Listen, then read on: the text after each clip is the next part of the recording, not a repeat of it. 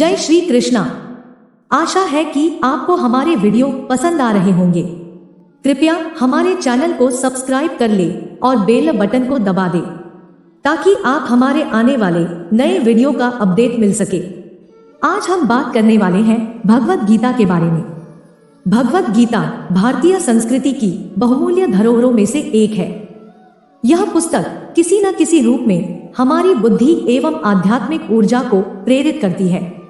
भगवत गीता के प्रत्येक श्लोक में जीवन के लिए एक महत्वपूर्ण संदेश छिपा है जो हमें जीवन के विभिन्न पहलुओं में मार्गदर्शन प्रदान करता है। इस वीडियो में हम आपको गीता के 5 महत्वपूर्ण उपदेश बताएंगे जो आपको अपने जीवन में सफलता की ओर ले जाने में मददगार साबित होंगे और आपको प्रेरणा देंगे। गीता का मुख्य उद्देश्य ही परमात्मा के ज्ञान, आत्मा के ज्ञान और सृष्टि विधान के ज्ञान को स्पष्ट करना है। तो आइए बात करते हैं गीता ने सबसे पहला क्या उपदेश दिया है। सबसे पहले जो गीता में बताया गया है कि कर्म प्रधान है। कर्म प्रधान इसलिए है क्योंकि भाग्य कर्मों के संचित फल का नाम है। जब कर्म ही नहीं होगा तो संचित कर्म अर्थात भाग्य भी नहीं होगा। इसलिए मनुष्य को कर्म करते रहना चाहिए। इसके साथ श्री कृष्णा ने बताया है कि मनुष्य को फल की इच्छा छोड़कर कर्म पर ध्यान देना चाहिए, क्योंकि मनुष्य जैसा कर्म करता है उसे फल भी उसी के अनुरूप मिलता है। इसीलिए कर्मयोगी को कभी भी फल की चिंता नहीं करनी चाहिए। बस मनुष्य को सकारात्मक भावना से निरंतर कर्मशील रहना चाहिए। गीता के अनुसार व्यक्ति को संदेह या संशय की स्थिति में नहीं रहना चाहिए। मनुष्य परिणाम की चिंता करके कर्म ही न करे, यह कदाचित उचित नहीं है। गीता में इसे कर्मण्यता कहा गया है। हमें सकारात्मक रहकर कर्म करना चाहिए और फल को भगवान पर छोड़ देना चाहिए। भगवान कृष्णा ने अपने दूसरे उपदेश में कहा है कि हमें मोह और माया का त्याग करना चाहिए। भगवत गीता में मोह के विषय में बहुत कुछ कहा गया है। मोह स्वार्थ से पैदा होता है और समय के साथ कम या खत्म भी हो जाता है। यह हमें सच्चाई से दूर ले जाता है। मोह और माया का अर्थ है कि यह सारी दुनिया एक मिथ्या है। कृष्णा आगे कहते हैं कि हमें भौतिक चीजों और सुख सुविधाओं के प्रति अत्यधिक आसक्ति नहीं रखनी चाहिए। हमें आध्यात्मिक जीवन जीना चाहिए और समझना चाहिए कि सब कुछ यहाँ नश्वर है। इसका मतलब है कि धन, संपत्ति और सुख केवल धोखा है जो हमारे साथ नहीं रहने वाले हैं। माया हमारी बुद्धि को लालच में लेती है जो हमें आध्यात्मिक उद्देश्य से हटा देती है। हमें माया के चक्कर में नहीं पड़ना चाहिए, बल्कि अपने आत्मा के उद्देश्य को पहचानना चाहिए। यह केवल आध्यात्मिक साधना के माध्यम से हो सकता है।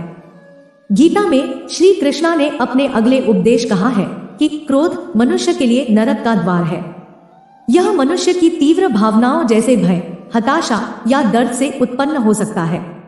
क्रोध ही आपका सबसे बड़ा शत्रु है जो कभी कभी मनुष्य को सही निर्णय लेने में असक्षम बना देता है। गीता में कहा गया है कि क्रोध से प्रेरित होकर जो मनुष्य बात बात पर क्रोधित हो उठते हैं वे जीवन में कभी तरक्की नहीं करते हैं। इसलिए क्रोध से मुक्त होकर व्यक्ति को जीवन के लक्ष्यों की तरफ बढ़ना चाहिए। क्रोध को त्याग कर व्यक्ति की बुद्धि सही निर्णय ले सकती है और वह अपने जीवन के उद्देश्य को प्राप्त कर सकता है।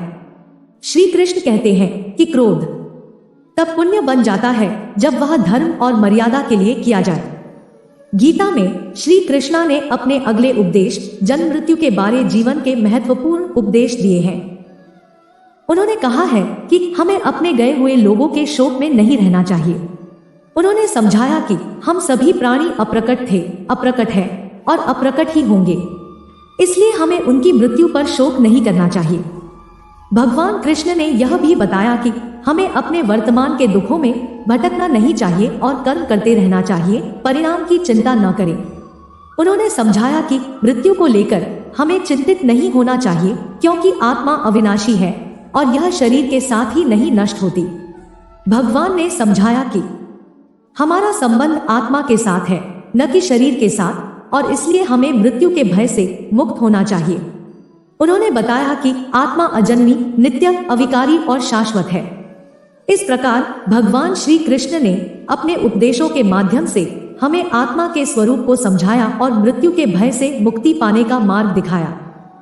आशा है यह वीडियो आपके जीवन में सकारात्मक सोच और ऊर्जा का संचार करेगा और जीवन पथ में सदा आगे बढ़ते रहने के लिए प्रेरित करेगा।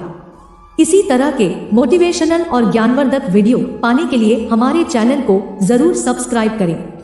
आपका दिन शुभ हो। जय श्री कृष्णा।